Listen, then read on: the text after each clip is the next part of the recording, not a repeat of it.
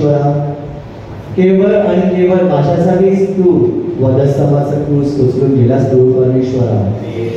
तुझ्या दोन्ही हातापायाला मी ठोकून फक्त माझ्या पापामुळे तुझ्या हातापायाला ठोकले प्रभू परमेश्वरा, कारण मला क्षमा मिळावी प्रभू परमेश्वरा. होय प्रभू परमेश्वरा, ह्या क्षणी मी मानवासून बरोबर आहे प्रभू, मला क्षमा कर प्रभू परमेश्वरा, क्षमा कर प्रभू. हो प्रभू परमेश्वरा, क्षमा कर. क्षमा मागत असताना जो पवित्र आत्मा 12 शिष्यावर उतरतोच पवित्र आत्मा आपल्या हृदयामध्ये पुन्हा मागूया. ख्रिस्तांची कृत्ये अध्याय 1 वचन 8 मध्ये आपण ऐकत असतो, पवित्र आत्मा तुम्हावर येईल तेव्हा तुम्हाला सामर्थ्य प्राप्त होईल.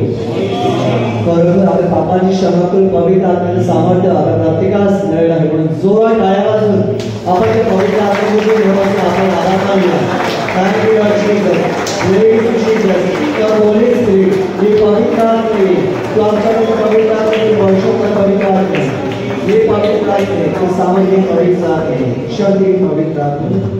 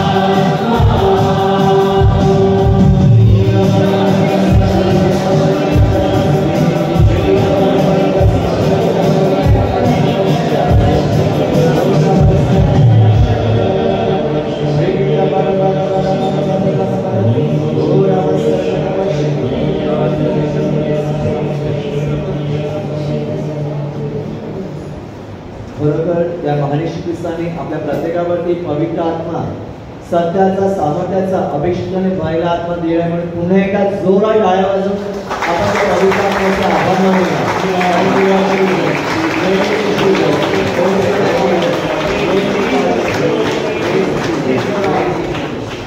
एका स्तोत्राद्वारे आपण त्याची प्रशंसा त्याची स्तुती करूया. अहो पृथ्वीवरील सर्व लोक हो परमेश्वराचा जय जयकार करा.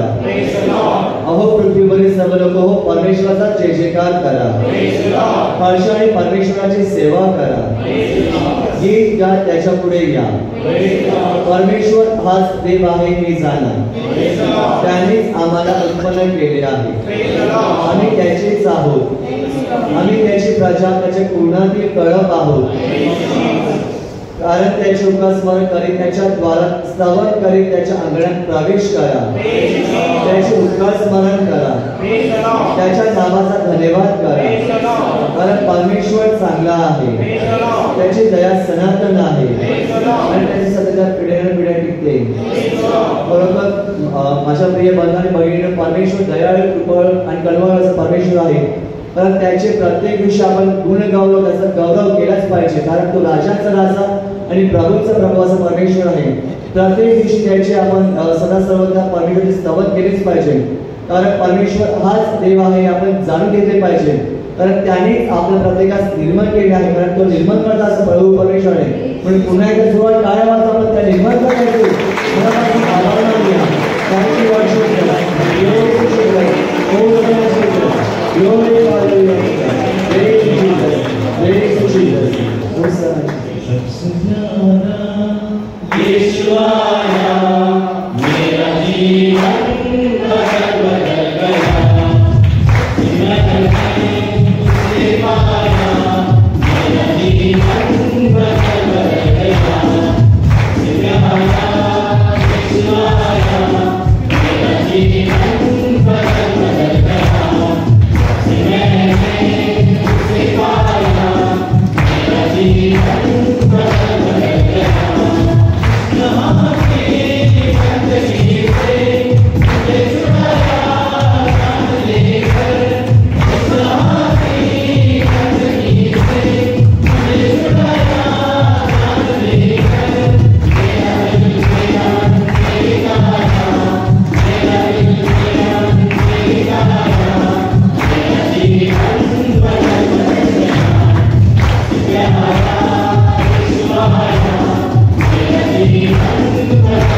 बदल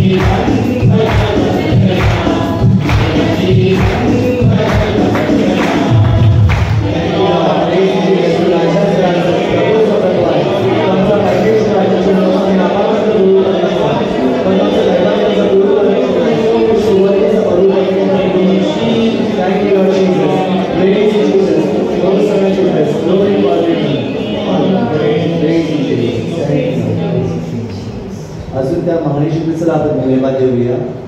परमेश्वराचे स्तवन करा. देवाच्या त्याच्या पवित्र स्थानी स्तवन करा. त्याच्या सामर्थ्याच्या अंतराळात त्याचे स्तवन करा. त्याच्या पराक्रमाच्या कृत्यामध्ये त्याचे स्तवन करा. त्याच्या थोरवीच्या वैभवानुसार त्याचे स्तवन करा. कर्ण वाजून त्याचे स्तवन करा. सतार व वीणा वाजून त्याचे स्तवन करा. डब वाजून व नृत्य करून त्याचे स्तवन करा. तंतुवाद्ये व बासरी वाजून त्याचे स्तवन करा. कंगणारे टाळ वाजून त्याचे स्तवन करा. झणझणाऱ्या झांजा वाजून त्याचे स्तवन करा. प्रत्येक प्राणी व मनुष्य पाण्याचे स्तवन करो. परमेश्वराचे स्तवन करा.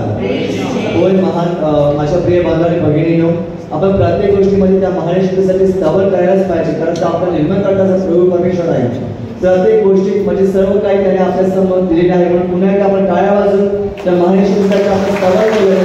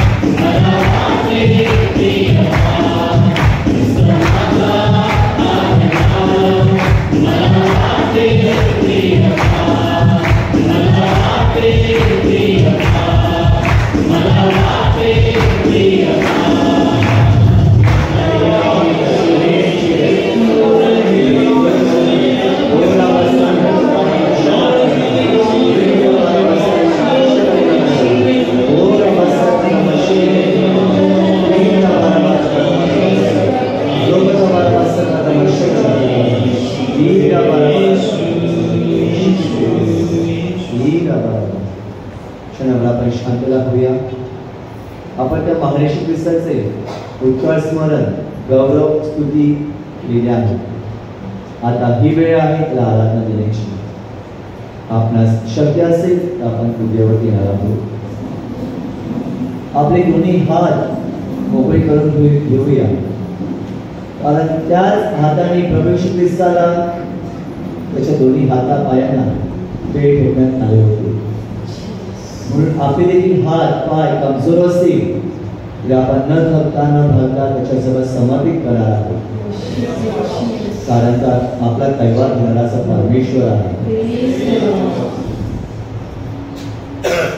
म्हणून आपण क्षणभर शांत राहूया, त्याच्यासमोर नतमस्तक होऊया.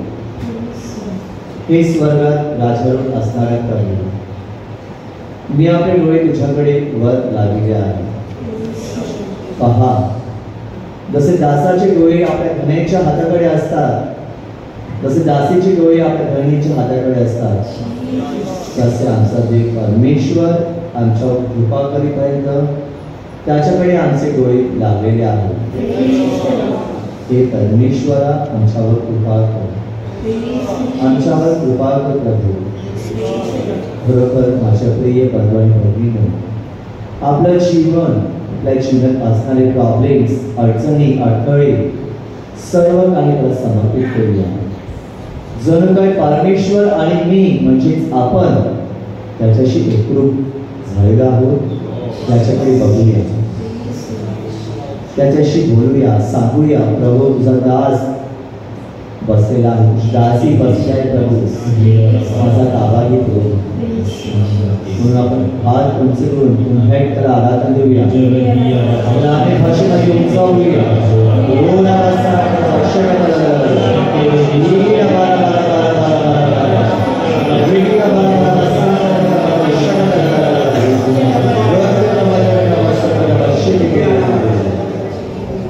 Jesus,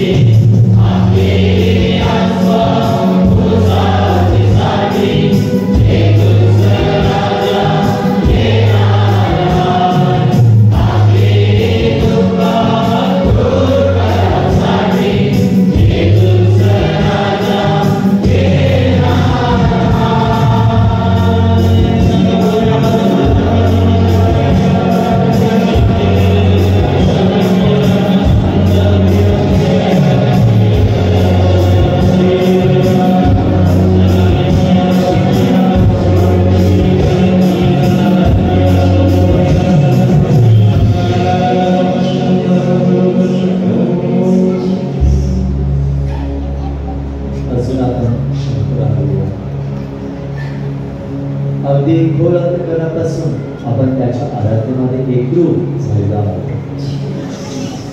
जणू काय त्याचे लाखो दिवे त्याची प्रशंसा जशा प्रकारे करत असतात तशाच प्रकारची आपण देखील एक इमेजिन करूया.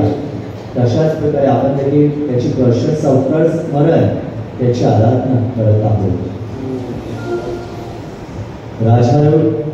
राजासनावर बसलेल्या आमच्या देवाकडून व कोपराकडून कारण आहे.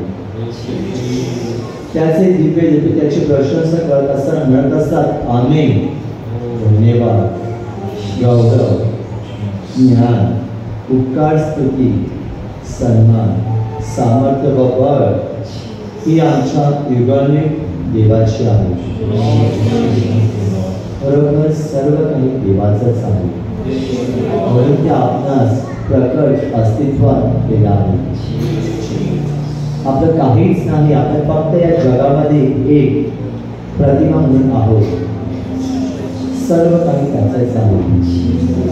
आपल्या देखील घराबद्दल टेन्शन, आपलं वैयक्तिक पर्सनल अडथळा, आजार, दुःख, वेदना, यातना सर्व काही समर्पित करूया. आपला व्यवसाय, आपला जॉब, आपलं सर्व काही समर्पित करूया. कारण त्यातून मार्ग मोकळा करणारा एक देव असं परमेश्वर, तोच आपला पालकणारा परमेश्वर आहे. म्हणून पुन्हा एकदा आपले दोन्ही हात उंच करून त्याला आराधना मन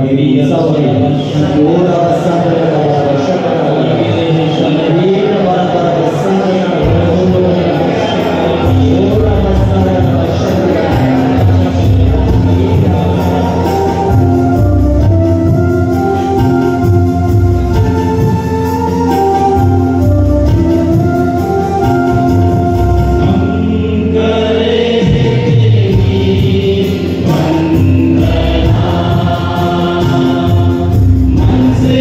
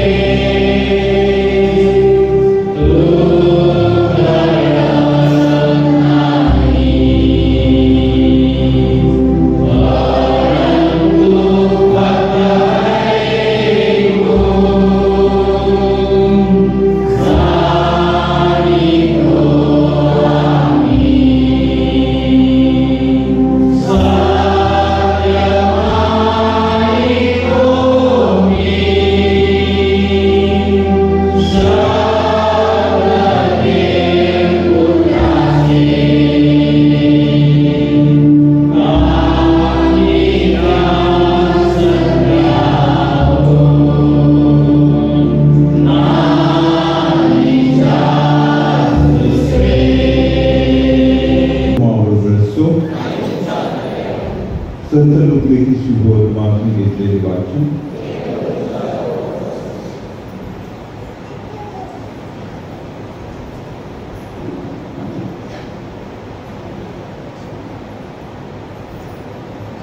देवाने गालिलातील नाझरेत नावाच्या गावी एका कुमारकीकडे गॅब्रिएल देवदूताला पाठवले. ती दाविदाच्या घराण्यातील जोसेफ नावाच्या पुरुषाला दिलेली होती आणि त्या कुमारकीचे नाव मरिया होते. देवदूत तिच्याकडे येऊन म्हणाला, हे कृपापूर्ण स्त्री, नमस्कार, प्रभू तुझ्या बरोबर असो. या बोलण्याने तिच्या मनात खळबळ उडाली आणि हे अभिवादन काय असेल त्याचा ती विचार करू लागली. देवदूताने तिला म्हटले, मरिये, भिऊ नकोस, कारण देवाची कृपा तुझ्यावर झाली आहे. पहा, तू गर्भवती होशील आणि तुला पुत्र होईल, त्याचे नाव तू येशू असे ठेव. तो थोर होईल व त्याला परमेश्वराचा पुत्र म्हणतील आणि प्रभुदेव त्याला त्याचा पूर्वज दावीद याची राजसंधी देईल आणि तो याकोबाच्या घराण्यावर युगांनी राज्य करेल व त्याच्या राज्याचा अंत होणार नाही. मरियेने देवदूताला म्हटले, हे कसं होईल, कारण मला पुरुष ठाऊक नाही. देवदूताने उत्तर दिले, पवित्र आत्मा तुझ्यावर येईल आणि परमेश्वराचे सामर्थ्य तुझ्यावर छाया करेल. ह्या कारणाने ज्याचा जन्म होईल त्याला पवित्र देवाचा पुत्र असं म्हणतील. पहा, तुझ्या नात्यातील अलिशिबा, तिलाही म्हातारपणे पुत्र गर्भ राहिला आहे आणि तिला वांझ म्हणत तिला 6वा महिना आहे, कारण देवाला काहीच अशक्य होणार नाही. तेव्हा मरिया म्हणाली, पहा, मी प्रभूची दासी आहे, आपण सांगितल्याप्रमाणे माझ्या बाबतीत घडो. मग देवदूत तिच्यापासून निघून गेला. प्रभूची शुभवर्तमान. प्रभूचा गौरव असो आता आणि सदा सर्वदा. माझ्या प्रिय बंधू, आज ख्रिस्त सभा पवित्र दूताचा मरियेला संदेश हा सण 16 सादर करत आहे. 25 डिसेंबर ह्या दिवशी ख्रिस्त सभा प्रभू येशू ख्रिस्ताच्या जन्माचा उत्सव सण साजरा करते. त्याचबरोबर 9 महिन्यानंतर म्हणजे 25 मार्च आजच्या दिवशी प्रभू येशू ख्रिस्त पवित्र मरियेच्या उदरी संभोवला. हा क्षण ख्रिस्त सभा आज साजरा करत आहे. दूताने पवित्र मरियेला निरोप सांगितला आणि प्रभू येशू ख्रिस्त हा पवित्र आत्म्याच्या योगाने तिच्या गर्भी समोरला. हा अत्यंत महत्वाचा असा सण आहे.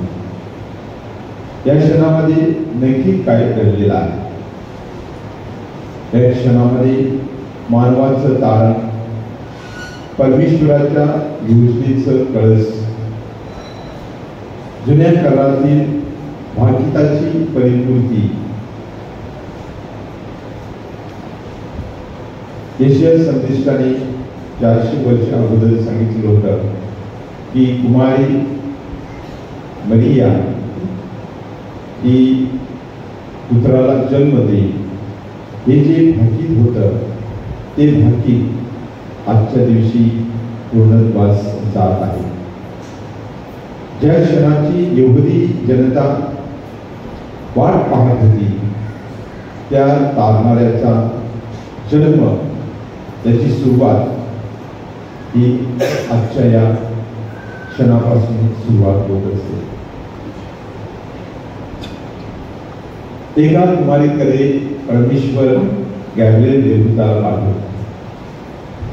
परमेश्वराने गॅब्रिएल देवदूताला पाठवून पवित्र मरियेची निवड केली आणि पवित्र मरियेने देखील या अनुभवांतून ती गेलेली आहे. तिला कोणता अनुभव आलेला आहे? त्या पवित्र मरियेला परमेश्वराचा अनुभव येतो. हा अनुभव गॅब्रिएल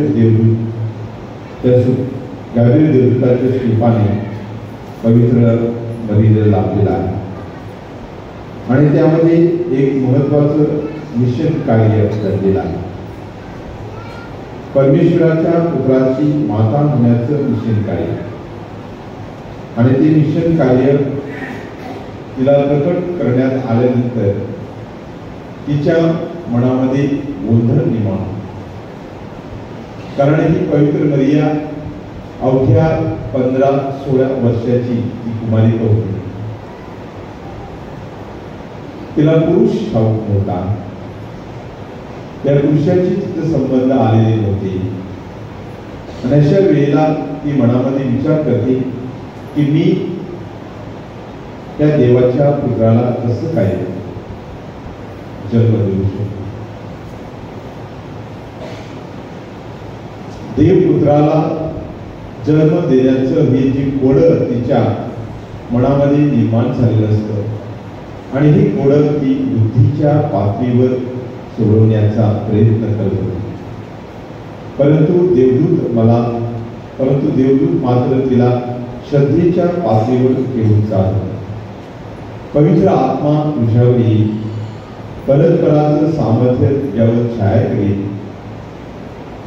म्हणजे हे जे घडणार आहे ते बुद्धीच्या पातळीला पटणार नाही, पण श्रद्धेच्या पातळीवर समजून घेता येऊ शकतं. आणि मग तिला एक चिन्ह देण्यात आलं. कोणतं चिन्ह? तर तिला सांगण्यात आलं की तुझी मावस बहीण अलिशिबा तिला वाज म्हणत तिला या म्हातारपणी पुत्र गर्भ राहिलेला आहे आणि ती आता 6 महिन्याची गरोदर आहे, कारण परमेश्वराला काहीच अशक्य नाही. परमेश्वर जसं पवित्र मरियेला चिन्ह देतो त्याचप्रमाणे ते चिन्ह हा परमेश्वर आपल्या प्रत्येकाला त्याने दिलेला आहे. आणि हे चिन्ह कोणतं आहे? तर खुद्द प्रभू येशू ख्रिस्त. आणि म्हणूनच प्रभू येशू ख्रिस्त सांगतो, दुष्ट पिढी चिन्हे मागते, पण तिला योनाच्या चिन्हाव्यतिरिक्त कोणतेही चिन्ह दिले जाणार नाही. कारण जसा योना 3 दिवस माशाच्या पोटामध्ये राहिला, तसाच मनुष्याचा पुत्र 3 दिवस आणि 3 रात्र माशाच्या पोटात राहील. आणि अगदी त्याचप्रमाणे ख्रिस्ताच्या बाबतीत घडलेला आहे. ख्रिस्त मानव जातीला मिळालेलं ते एक मानव चिन्ह आहे. आणि पवित्र मरिया तिला देवदूताचा जो संदेश मिळालेला आहे त्या संदेशामध्ये हे महान रहस्य दडलेलं आहे. आज आपण आपल्या स्वतः प्रश्न विचारूया की दूताचा मरियेला संदेश त्याद्वारे प्रकट करण्यात आलेली प्रभूच्या देहदानाचं रहस्य आपण कितपत मनापासून स्वीकारलेलं आहे आणि कितपर्यंत आपल्या जीवनामध्ये त्याचा प्रभाव आपल्याला दिसून येत आहे. प्रभूच्या देहदानाचा एक महत्वाचा परिणाम म्हणजे प्रभूला आपल्या जीवनामध्ये स्वीकारणं, आपल्या हृदयात स्वीकारणं, त्याच्या विचारशैलीशी, जीवनशैलीशी, त्याच्या कार्यप्रणालीशी एकरूप राहणं. संत थॉमस म्हणतात,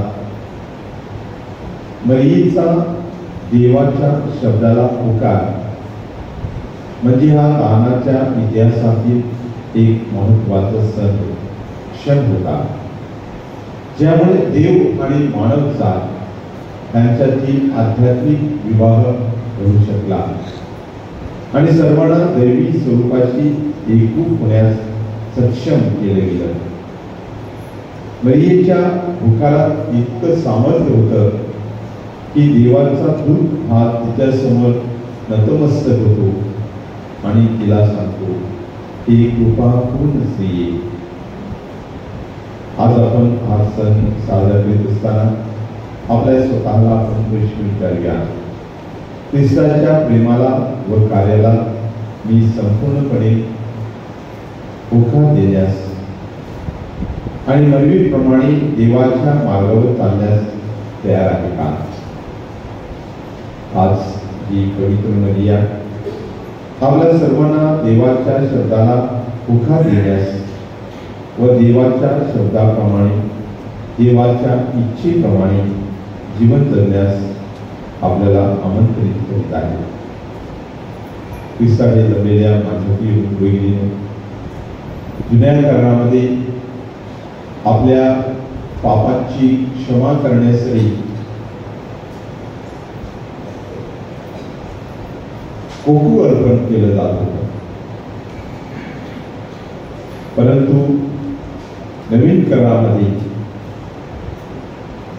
परमेश्वराला त्या कोकराची त्या होमार्पणामुळे तो संतुष्ट होणार नव्हता.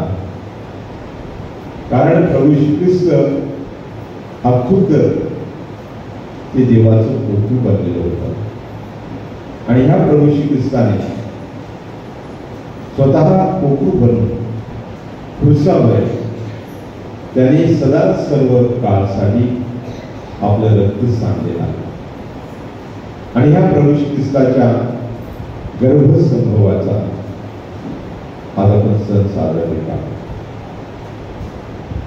मानवाच्या तारणाच्या इतिहासाला कलाटणी देणारं आजचा हा सण आहे. कारण पवित्र मरियेने परमेश्वराच्या योजनेला होकार दिला नसता तर मानव जातीचं तारण झालं नसतं, परंतु पवित्र मरियेने परमेश्वराच्या त्या तारणाच्या योजनेला होकार दिला आणि म्हणून सर्व मानव जातीचं तारण झालेलं आहे. आणि त्याच्यामध्ये पहिल्या प्रथम जे तारण झालेलं आहे ते पवित्र मरियेचे.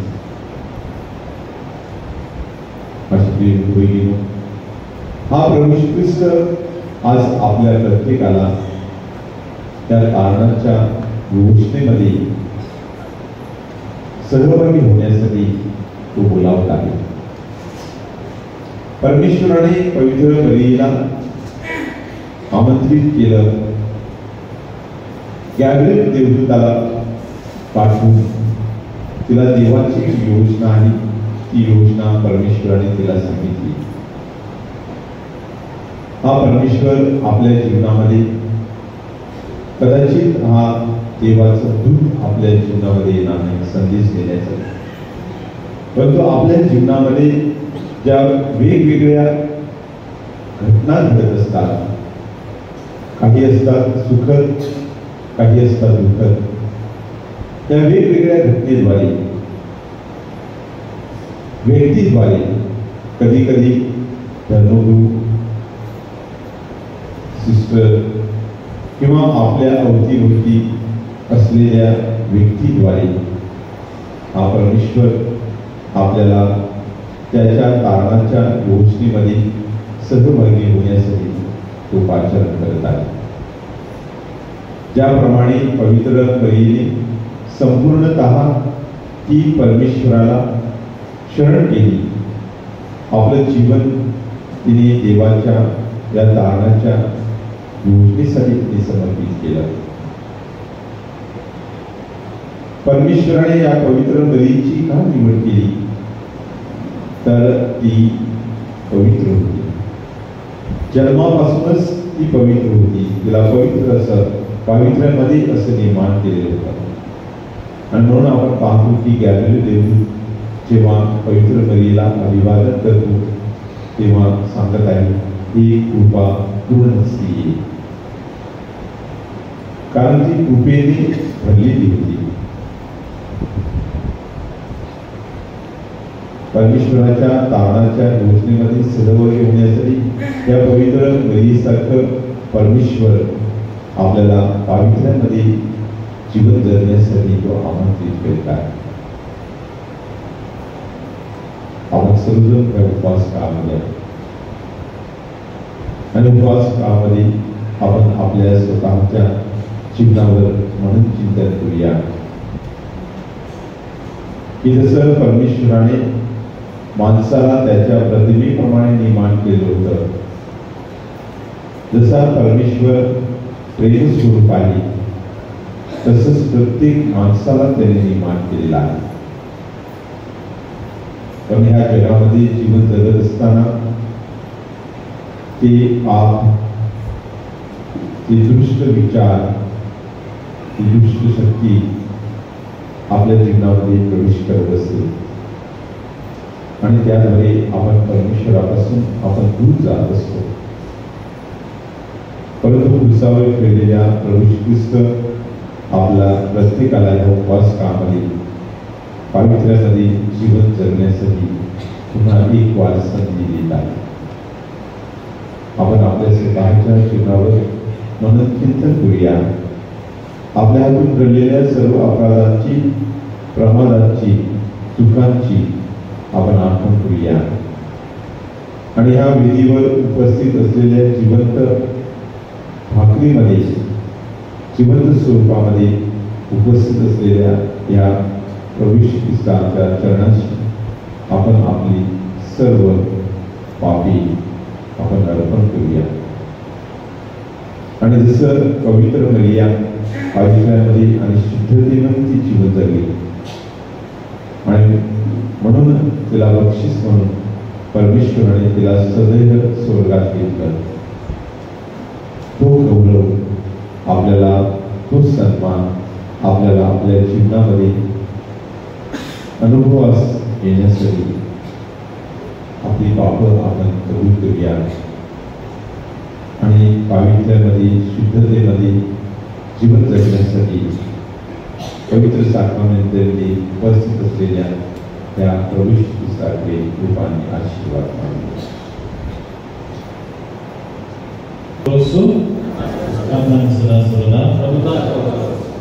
तर आपण आजची ही जी प्रार्थना आहे या प्रार्थनेसाठी आपण विशेष जे सेवानिवृत्त आहेत, जे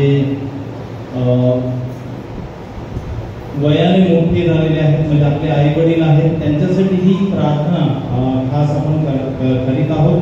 तर आपण सगळ्यांनी उभं राहायचं आहे आणि आपले जे आई वडील आहेत त्यांनी पुढे यायचं आहे. तुमच्यासाठी खास प्रार्थना आहे.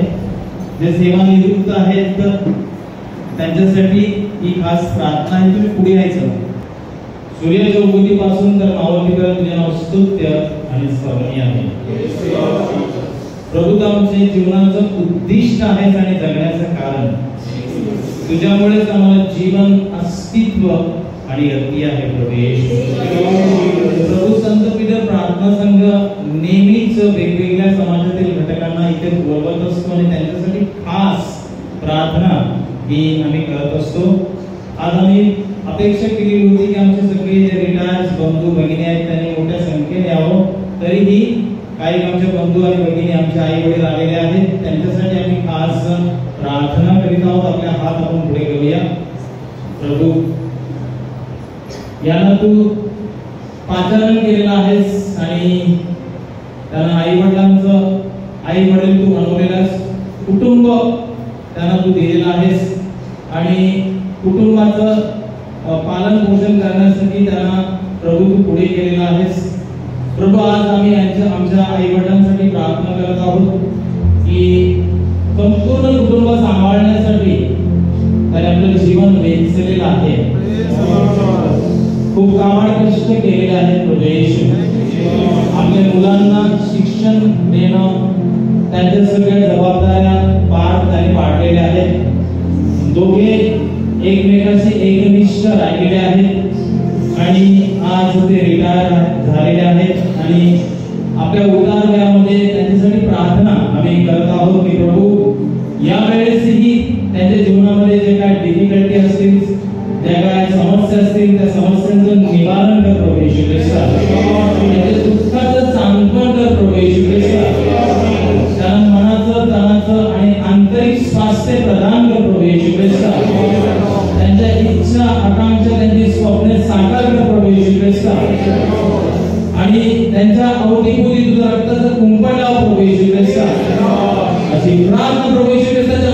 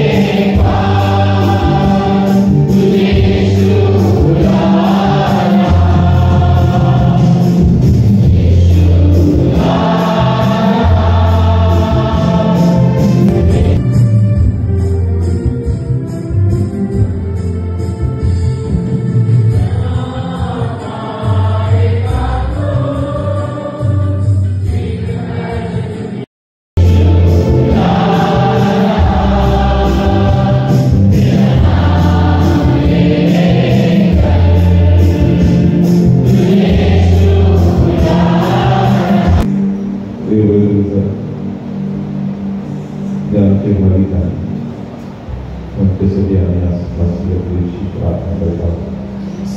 हे परमेश्वरा, त्या आजारपणामध्ये उतार वयामध्ये त्यांना साथ संगत दे, त्यांना तू शारीरिक मानसिक आध्यात्मिक आरोग्याने स्वस्थ दे. नैसर्गिक आपत्तीपासून रोगापासून दुष्टशक्तीपासून त्यांचं तू संरक्षण करेल. तुझा पवित्र आत्मा त्यांच्यावर टाकून त्यांना दुष्टशक्तीने सगळं करेल. ईश्वराला